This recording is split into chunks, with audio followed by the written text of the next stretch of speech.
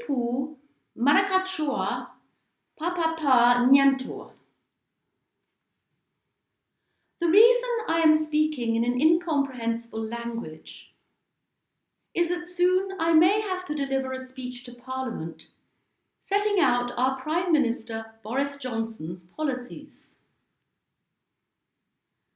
I simply cannot understand his use of language.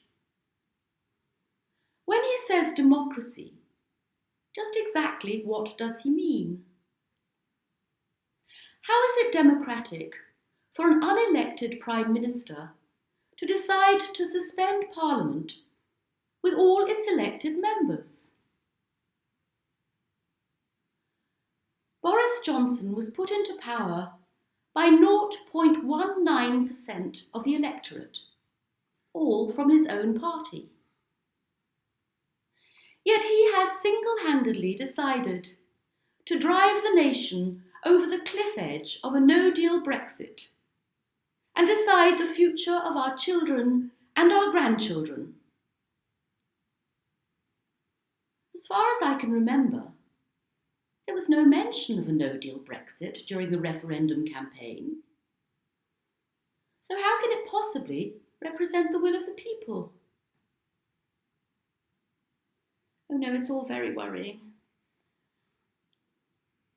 I am a constitutional monarch, and yet this does not feel very constitutional.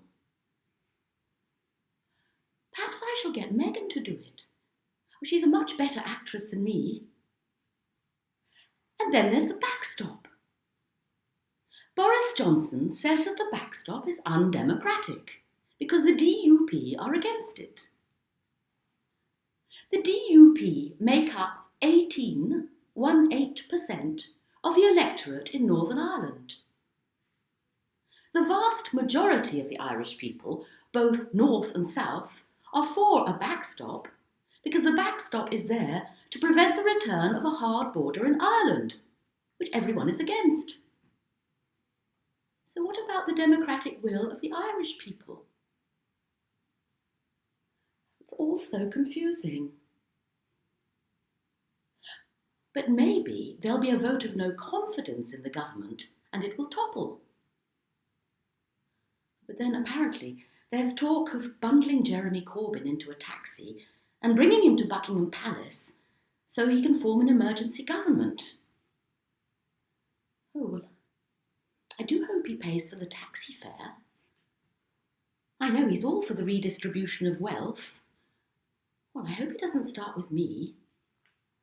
Oh no, it's all a terrible...